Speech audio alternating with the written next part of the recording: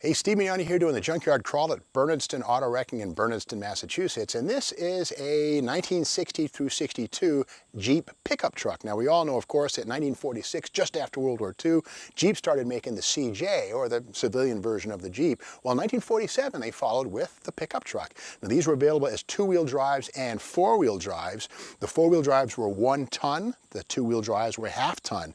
And these are pretty rugged things. Now, I like to say that the Dodge Power Wagon four-wheel drive truck of 1946 was the toughest four-wheeler of them all. Well, these things were pretty damn close. Now, these are a lighter version of the Power Wagon. In fact, they're not even related, but this was about as tough as it got in a mass-produced, readily available pickup truck. Now, these initially were sold with four-cylinder engines, and of course, in 1950, something called the Hurricane engine arrived. Now, we've heard lately a lot about the Hurricane, the Stellantis 3-liter twin-turbo straight six, which makes at least 400 horsepower. It's called the Hurricane. Well, it kind of started right here. Now, keep in mind, the engine in this one here is a 226 cubic inch Super Hurricane. This arrived in 1954, and this is basically a flathead engine, and this is a big brother to the 1950 Hurricane four-banger F-head. Now, this is not to be confused with the 1963 up 226 cubic inch Tornado, which had an aluminum hemi-cylinder head. This is a flathead, of course, but it's something kind of exotic is this aluminum intake manifold right here. This is a one barrel, but again, an aluminum intake, kind of an exotic item, really, right there. Now, something to keep in mind, I don't like to toot my own horn that much, but this is a book that I did back, 10 years ago, Steve Mignani's 1001 Muscle Car Facts. Well, a few years ago, Pat Foster, an AMC and Jeep fanatic and expert, one of the most educated guys on Jeeps ever, did 1001 Jeep Facts. And in this, it's kind of cool. This is fact number 187. We're talking about that engine right now. Now, that engine did not come from Willis. In fact, it says here, one of the key benefits of Kaiser Motors taking over Willis Overland in 1954 was that it was able to introduce its own 226 cubic inch six-cylinder engine called the Super Hurricane. It proved to be a better, stronger engine than a Willis 6, which was much smaller. It helped keep the senior Jeeps competitive power-wise for several more years. In later years, the Kaiser 226 mil was the basis for the Willis Tornado overhead cam six-cylinder engine, which was introduced as an option in some of the 1962 Jeep senior models. So again, this engine is not a Willis design. In fact, it's actually a Continental design by way of Kaiser, which bought Jeep, Kaiser Jeep, in 1954. Now, this engine is, again, it's a flathead. We can see that it's a pretty standard engine. There's no push rods, there's no rocker arms in this. You pull this head off, and the combustion chambers are actually in the bottom of the head. You'll see the piston and the valves are actually in the block, and the ports, the exhaust ports and intake ports are kind of like on a 90-degree angle. It's not one of the better breathers on the planet, but for this purpose, it's just fine. Now, this one, of course, being a four-wheel drive, is equipped with a live front axle.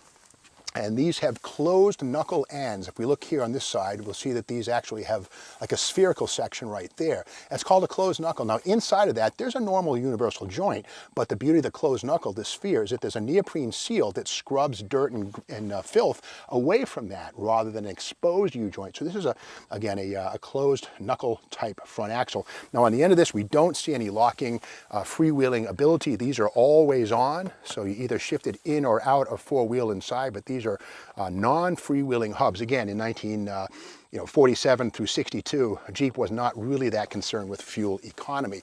Now, the fenders on this one are interesting. They do have a peak right here. This is something that arrived in 1950, 1947, 8, and 9. These would be a flat fender just like the original CJ Jeeps. So styling was upgraded on these from year to year, but not really all that much. Now, when you see this right here, this sort of Delta Chrome, that arrived in 1960, and that's an identifier of a 1960 through 62 Jeep pickup truck. Another thing, too, is that on these, you could also get a station wagon variant, and those would have had a 10-inch drum brake. The pickup trucks always had an 11-inch brake, the idea being that these would carry more of a load potentially than even a fully loaded station wagon with people in it. Let's trade places, Shane, and look inside this one. And the door opens up. And again, these doors were interchangeable between station wagons and pickup trucks. And there's the grill inside. The peaked prow look on that grill, that arrived in the mid-1950s. Previous to that, it would have just been a flat face. This one is a 3-speed manual. There was an optional 4-speed. No automatics at all until you get into the the Gladiator pickup trucks of 1963 and later. And again, no air conditioning, nothing like that. These are very austere trucks. The frame, if we look to the right, we'll see it basically a full frame with leaf springs in the back. And there's a Dana 44 rear axle with the semi-floating axle shafts. And basically pretty basic stuff found in all Jeep vehicles. No coil springs in the back of these things, whereas you could get that stuff in a Chevrolet pickup truck from 1960 onward. You can get coil springs in the back, but never in the Jeep. Again, these were pretty utilitarian vehicles for their time. Another detail too is that these do use a mini Dana front axle, this puppy right here, very much similar to what a Jeep CJ would have. And you notice right here, this little thing right here, it's a spring-loaded cap. This is a vent right here, because what can happen is when the gear lube expands and gets warm when you're driving down the road, it can actually press gear lube past the seals without a vent. And that's a little factory installed item right there. And again, this is a miniature Dana. The Dana 60, as we all know from Hemi Cudas and Road Runners and stuff, this is its little brother, a Dana 35 right here. And again, these could be had with a power lock differential front and rear.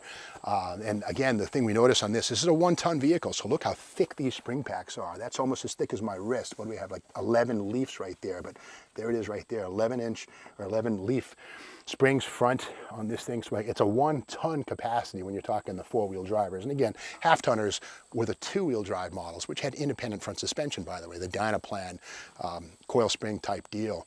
So that's the story of this 1960 or 61 or 62. It's hard to tell without the serial number, and that's long gone, Jeep pickup truck. Now these would be replaced by the Gladiator in 1963, styled by Brooks Stevens, which these were also, by the way. Brooks Stevens was a well-known designer, not quite as popular maybe as Virgil Exner or Raymond Loewy, but Brooks Stevens was well known in the world of Studebaker, where he facelifted the entire Studebaker line for 1964, 5, and 6. But he also had his hand at Jeep Kaiser, where he did the bodies for these and the subsequent Wagoneers and Gladiator pickup trucks. And if you want to learn about all those things, check out a copy of Car Tech Books, Pat Foster's 1001 Jeep Facts. He gets into all of the Jeeps, the CJs, the Wranglers, all of them, even the mail Jeeps, the DJs, the little mail delivery vehicles, all in that book. Kind of cool stuff. And of course, you can pick up 1001 Muscle Car Facts too, to the old horn.